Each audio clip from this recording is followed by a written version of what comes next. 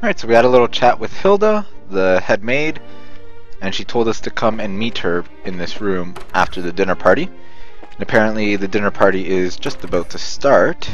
Who's this? That's Shia. Yeah, whatever. So let's go to our room and get this party started. I think we talked to all the guests as well, so we're good. Can we go in here? We can go in here, but there's nobody here. Alright, whatever. Nah. I believe our room is over here.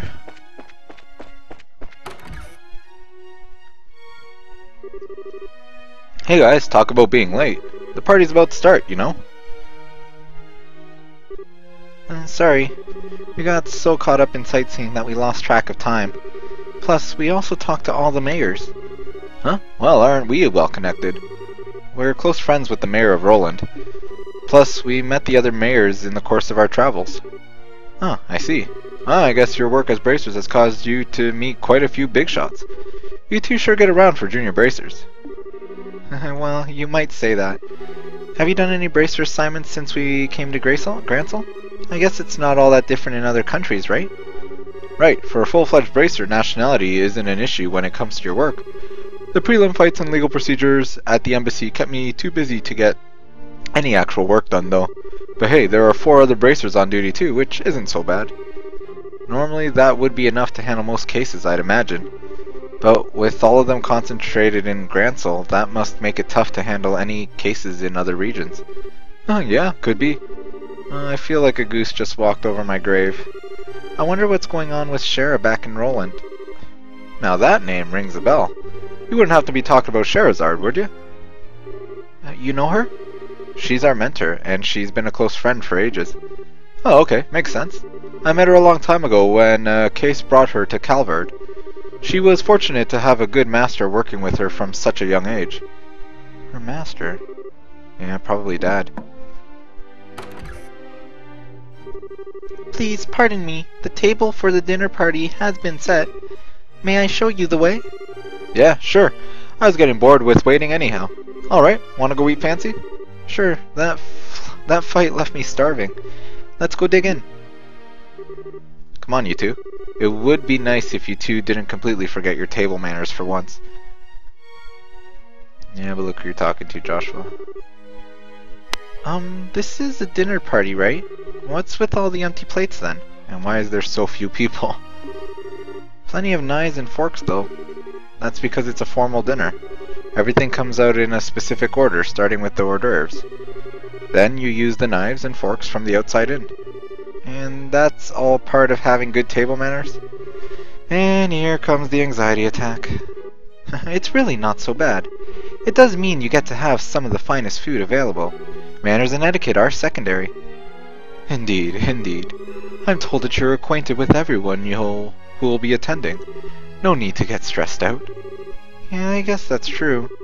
Please don't encourage her. On that note, is the gentleman accompanying you going to be okay with a knife and fork? I'm told that folk from the East usually eat with chopsticks. You've done your research. However, I'm a firm believer in the when in liberal, do as the liberalians do policy. I am not especially skilled with them, but I will use a fork and knife. My, how elegantly handled. I'm impressed you're as much a gentleman as you are a martial arts champion. Ah, you flatter me. Boy, he really is a complete sucker for a pretty face. I think he's more being polite than a lech, though. Anyway, his excellency is really late. I wonder what he's up to. Indeed. So if the seat at head of the table is for the Duke, then who might the other one be for? Colonel Richard. Indeed. Perhaps it is intended for Princess Claudia. Your attention, ladies and gentlemen. My humblest apologies for the long delay. Presenting His Excellency, the Duke.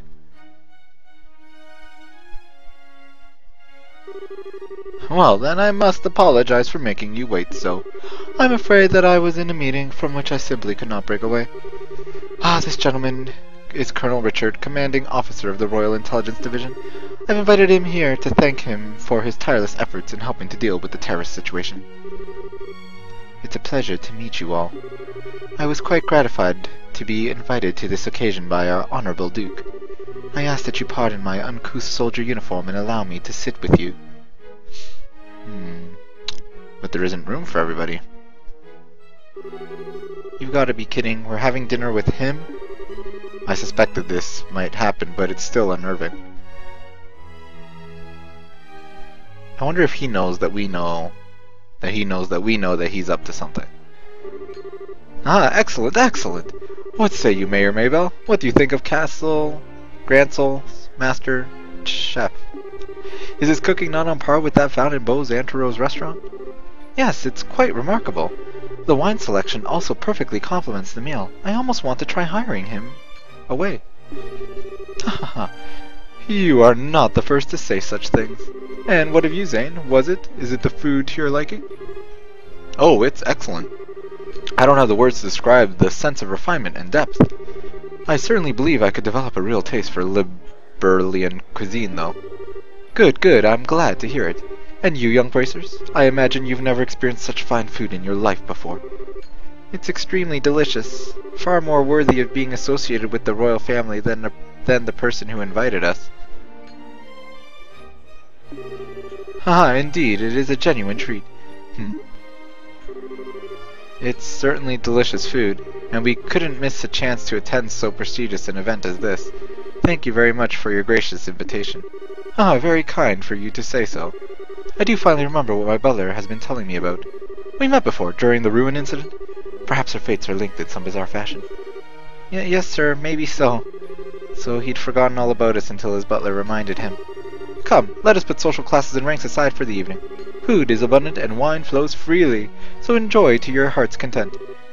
Your Excellency, if we could, I'd like to do as we discussed first. Ah, yes, that's a fine idea. Actually, I have something important to say to you fine folk who represent the kingdom. I use this celebration as the place to make an important announcement. An announcement? And what might that be? I believe I will allow Colonel Richard to explain in detail. Thank you. As you are, no doubt, already aware, Her Majesty has been in poor health of late. However, she has been recovering and may grace us with a public appearance soon. Ah, that's excellent news. Could we possibly go and check in on her? Unfortunately, she does not consider that to be a wise decision at the moment.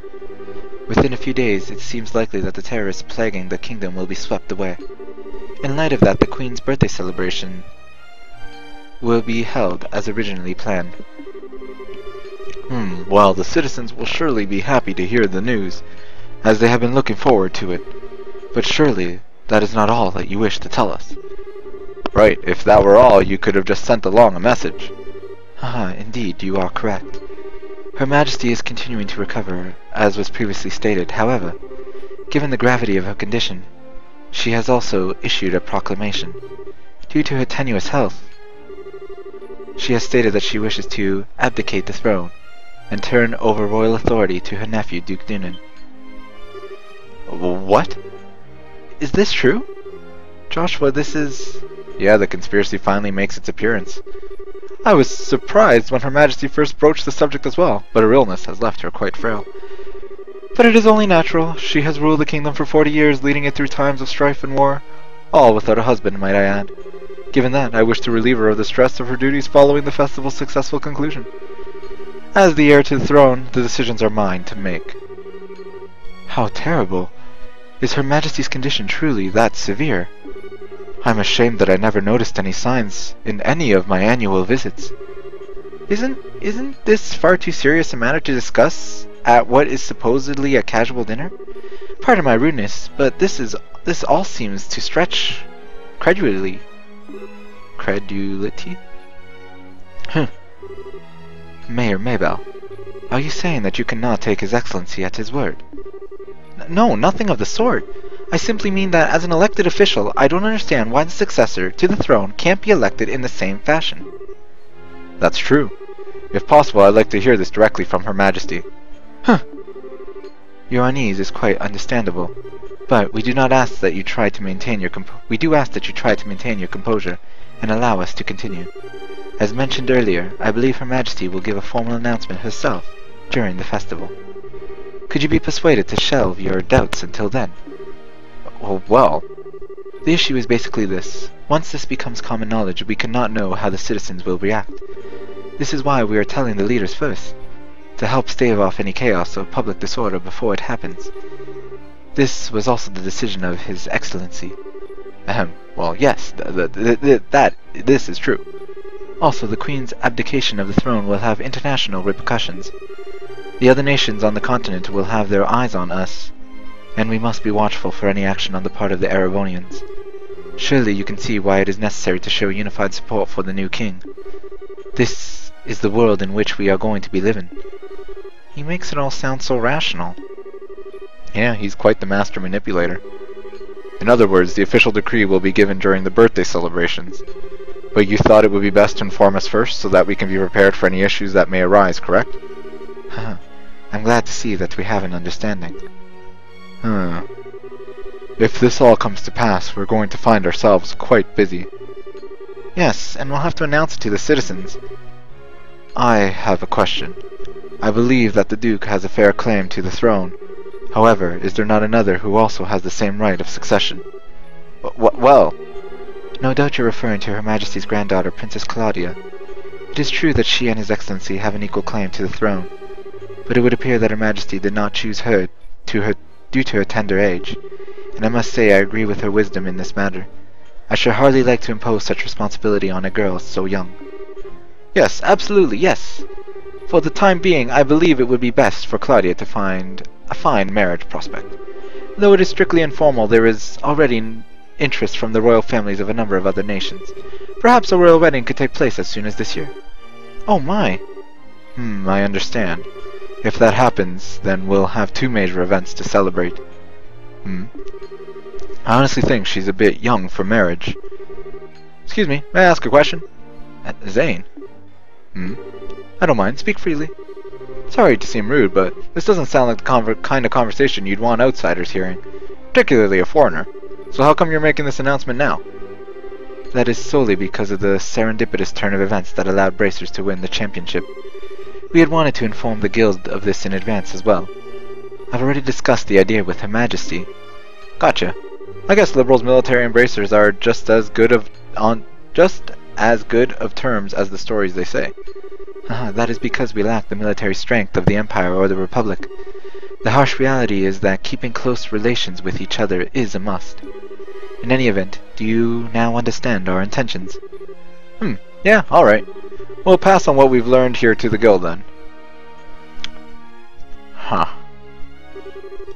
Man, I've heard some pretty unbelievable conversations in my lifetime, but that was something else. I mean, I'm a foreigner after all, so it's not that big of a deal for me. I bet that was huge news for you guys, though. Of course it was. I can't believe things have gone this far already. Huh? Never mind. But really, what a shame. That food was so amazing and it practically melted in my mouth. Couldn't tell what that last flavor was, though.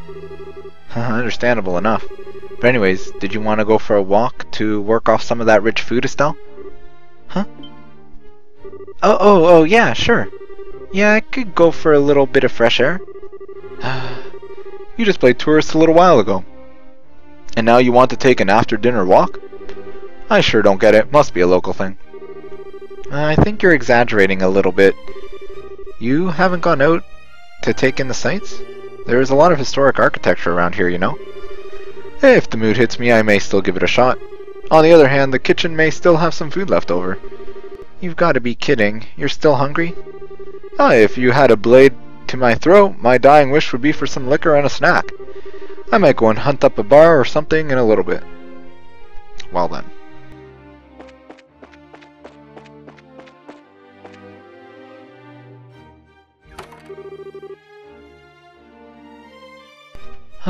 Things have gotten serious.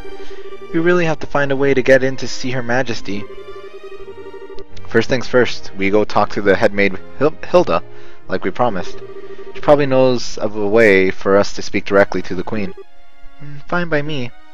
Alright, so let's go to that room and talk to the head maid. Who is this? Oh, it's you. What?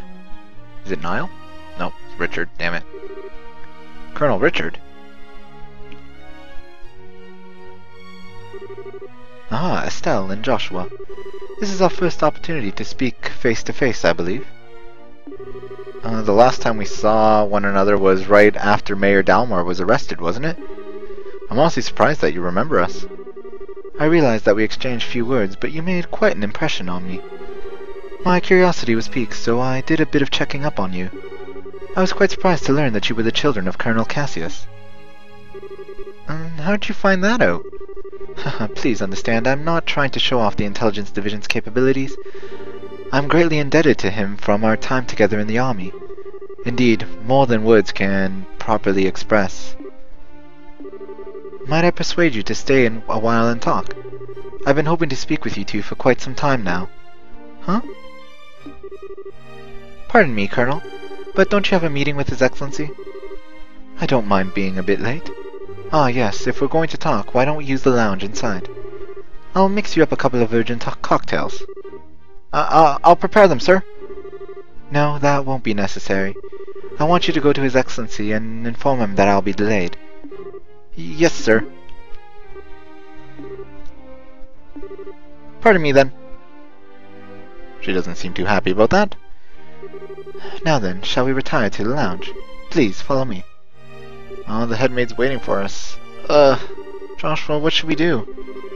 I don't see where we have much choice but to follow him. We'll be a little late, but we can talk to the headmaid later. This Colonel Richard is smarter than he lets on. He's probably gonna I met Cassius shortly after I graduated from the military academy. I was assigned to a mobile unit that was under his command, and since that time I found myself in his debt again and again, and both personally and professionally. He did. And what did you think of him at the time? To put it simply, he was a hero. And a master swordsman to boot. No matter what the scenario, he could find a way to handle any number of battlefronts in any direction. It wasn't just a matter of sheer tactics. He understood and could direct high-level strategy as well. Quite simply, he was a man without peer. If I didn't know better, I'd say we're talking about two different people. So you were with our father during the 100 Days War? Yes, he was my CO. Even now, I can still vividly remember the excitement that filled me as we executed his plan that turned the war's tide. Any time I get to talking about those days, time just runs away with me. But this much I can tell you. If Cassius Bright had not been a part of the Royal Army, Liberl would now be a part of the Erebonian Empire. No way! That's kinda hard to believe. Well, as a hero he had a knack for doing unbelievable things. He left the army immediately after the war, declining even a medal from the Queen. So few know of his achievements. But inside the army, many soldiers still hold him up as a prime example of what a hero should be. He never said one word about any of this to me. Well, it's not really the kind of thing you tell your daughter about. It's not fair to criticize him for that. Hey, whose side are you on? And besides, why doesn't any of this shock you like it shocks me? Did you already know about all of this or something? Well, I didn't know that he was Colonel Richard's superior officer. The rest I knew about vaguely. Vaguely? You're an accomplice? Hey, calm down. It's not like he told me any of it, I just figured a lot of it out. He told me he didn't feel it was something worth going out of his way to tell others about. I just don't get it. When he comes back, he is so in trouble. He is so in trouble. Please excuse us, we didn't mean to interrupt. No, seeing you act like this is actually a bit of a relief. When I found out that your father was intending to leave the military, I desperately tried to stop him. But it seems that by leaving, he did what was best for himself after all. After losing his dear wife, maybe being with you was all that could help him recover. Colonel Richard. Now then, I thank you for taking the time to come here. I really can't keep the Duke waiting, so I'm afraid you'll have to excuse me. Oh, all right. Our apologies for making you so late. Not at all. You both have told me the one thing I wanted the most to know, and thus I have no regrets. Huh? How's that again? Haha. I'm sure we'll have a chance to speak again soon. Cassius might even be with us then, to share in the stories.